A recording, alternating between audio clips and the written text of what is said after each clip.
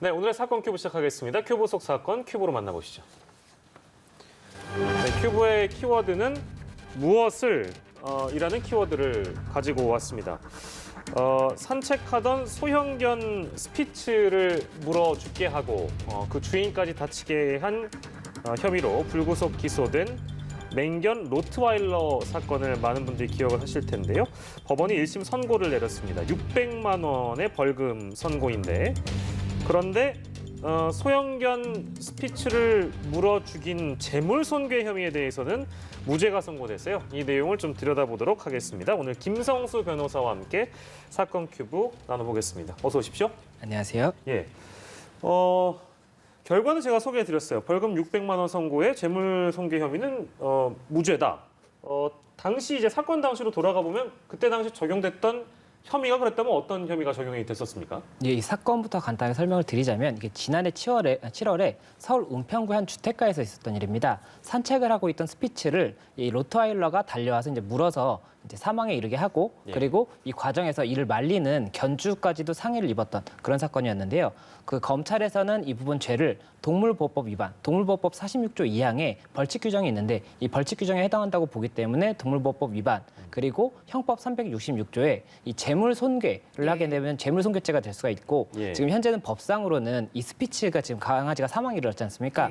법상으로는 이 강아지를 재물, 물건으로 보고 있기 때문에 재물손괴죄를 적용을 해서 재판에 이제 기소를 했었는데 법원에서는 이 두 가지 혐의 중에 재물손괴죄는 인정이 되지 않는다고 보았고 이 동물보호법 위반에 대해서만 벌금 600만 원을 선고했다는 그런 소식입니다. 예.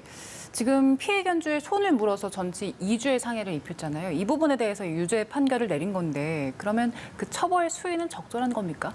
이 동물보호법 지금 제가 말씀드렸던 것처럼 46조 2항에 이 벌칙 규정이 있습니다. 그래서 이 맹견, 로트와일러 같은 경우에는 동물보호법에 맹견으로 이제 정의가 되어 있는 견종이고 이 맹견의 경우에는 목줄을 해야 되고 그리고 입마개도 해야 됩니다. 그래서 이런 조치를 하지 않아서 타인에게 상해를 입혔을 경우에는 이 46조 2항에 따라서 2년 이하의 징역 또는 2천만 원 이하의 벌금의 형에 처하도록 되어 있는데 이번 같은 경우에 600만 원이 선고가 됐었고 다만 이전에도 유사한 사건이 이미 있었던 견주였다는 사실이 알려지다 보니까는 이것이 조금 약하게 나온 것이 아니냐 이런 의견도 있는 것이고 또 어느 일각에서는 이 법 규정에 따르면은 어쨌든 꽤나 무거운 형이 선고된 것이다 이런 이야기도 있어서 이 부분 관련해서는 조금 의견이 나뉠 수가 있을 것 같습니다. 쉽게 얘기하면 개 죽은 건 무죄인데 사람 다친 건 유죄라서 600만 원 벌금을 내렸고 그게 뭐 지금 우리 갖고 있는 법률상 가볍지 않은 것은 어쨌든 정해진 그 한도 내에서 벌금을 따지고 보면 600만 원도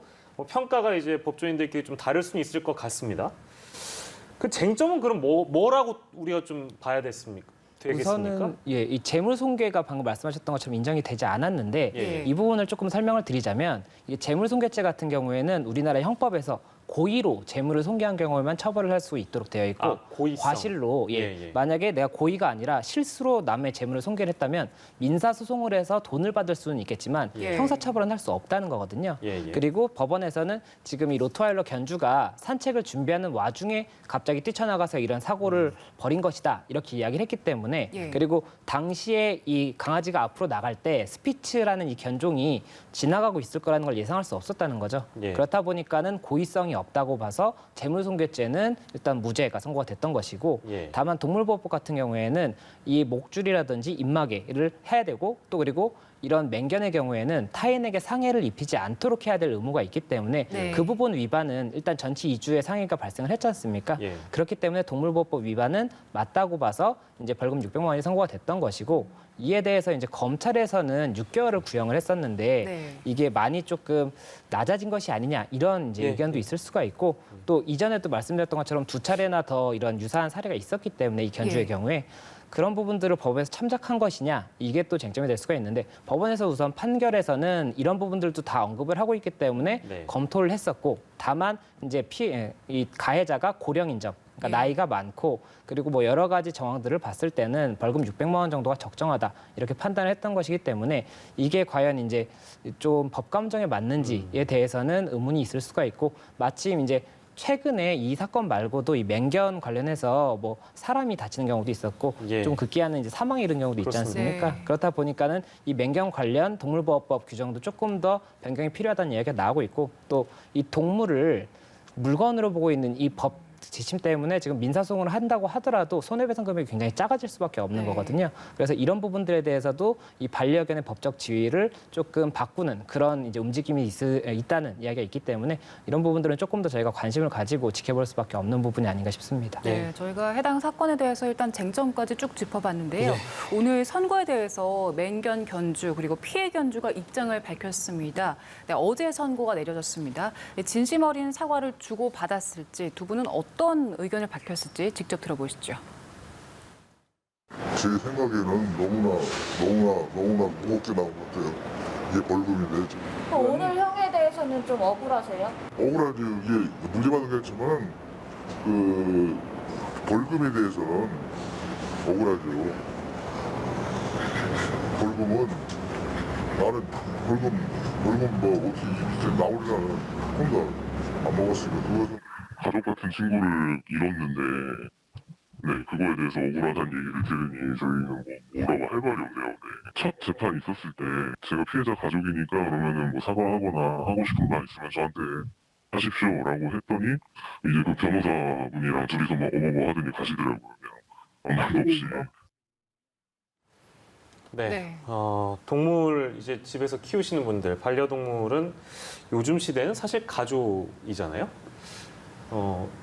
저는 이제 이런 사건 큐브 저희 많이 이제 김성수 변호사와도 함께 해보면서 느낀 건데 법이 시대를 못 따라간다는 게 참 많이 있다는 생각이 드는 게 아마 지금 이 피해 견주 입장에서는 가족을 잃은 그런 기분일 텐데 사실 그 판결만 놓고 보면 이 가족을 잃은 건 무죄가 나온 상황인 거잖아요. 본인이 다친 거는 600만 원의 벌금인 것이고 뭐 그것도 굉장히 답답한 부분일 텐데 이 정도로밖에 해석이 안 된다는 것도 굉장히 좀 안타까운 거고 이 맹견 견주의 입장도 저는 사실 잘 이해가 안 되는 측면이 분명히 있거든요. 이런 판결에 대해서 아마 보시는 시청자 여러분들께서도 따로 평가를 해 주실 거라는 생각이 듭니다. 근데 앞서서도 이제 많은 사례들을 말씀 주셨고 동종의 사건들이 많이 발생하고 있는데 좀 비교해서 봤으면 어떨까라는 생각이 좀 들어요. 이전에 다른 개들도 물어 다치게 하거나 사망한 일이 3건 더 있었다고 했는데 이 정도의 이제 판결이 나온 것이고 재판부는 이런 것들을 다 고려했는데도 지금 600만 원의 벌금이 나온 것이고 개를 물어 죽인 것은 무죄가 나온 것이고 그러니까 이거 자체를 재판부가 다 반영을 하지 않았다는 얘기가 되는 거잖아요. 이거는 좀 어떻게 이해를 해야 되는 것인가? 그것도 좀 같이 설명해 주시면 좋을 것 같습니다. 이게 지금 사실 피해 견주 입장에서는 본인의 강아지가 법적으로는 반려동물이고 가족인데 제물로 이제 재물 손괴가 적용된다는 것 자체만으로도 굉장히 납득하기가 어려운 부분이었을 텐데 네네. 그리고 반려동물이 이제 반려동물 시대가 굉장히 이제 열렸기 때문에 반려동물을 이제 가족으로서 조금 더 존중을 해야 된다 이렇기 때문에 동물보호법이 이제 최근에 개정이 한번 됐었던 거거든요. 네. 예. 그런데 그럼에도 불구하고 아직도 법에서는 재물로 보고 있기 때문에 이런 부분들의 괴리가 있었던 것이고 이번 이제 사태나 뭐 여러 가지 이제 다른 사태들을 이제 근거로 해서 결국에는 이 재물로 보는 거에 대해서도 조금 더 시각이 바뀔 수가 있는 부분이 있을 것 같고 네. 그리고 이런 맹견 관련해서 이제 피해를 입힌 맹견에 대해서도 어떠한 조치가 있어야 되는 것이 아니냐 이런 이야기도 나오고 있기 때문에 뭐 여러 가지로 지금은 현재 법적인 개정이 필요한 것으로 보이고 말씀하셨던 것처럼 법이 이 사회를 따라갈 수는 없습니다. 이게 네. 법을 바꾸고 나면 아 이런 문제가 있을 수가 있구나. 그럼 다시 한번 개정을 하고 또 다시 한번 개정을 하고 또 사회가 굉장히 많이 빨리 급변하기 때문에 법은 개정하는데 시간이 걸려서 네. 따라갈 수는 없어요. 하지만 늦더라도 빨리빨리 이런 조치를 해줘야지 앞으로도 도대체 법은 왜 안 바뀌고 뭐 하는 것이냐 이런 이야기는 안 나올 것이기 때문에 네. 그런 부분들 관련해서는 이제 법을 개정하는 입장에서 빨리 좀 개정이 됐으면 좋겠다라는 생각을 좀 말씀을 드리고 싶습니다. 법 개정은 국회에서 하는 거잖아요. 맞습니다. 국회가 일을 해야 된다는 말씀이시네요. 예, 이런 사태가 있을 때마다 조금 빨리 좀 조치가 있으면은 어떨까 하는 좀 의견을 드리고 싶습니다. 예, 알겠습니다. 예, 알겠습니다.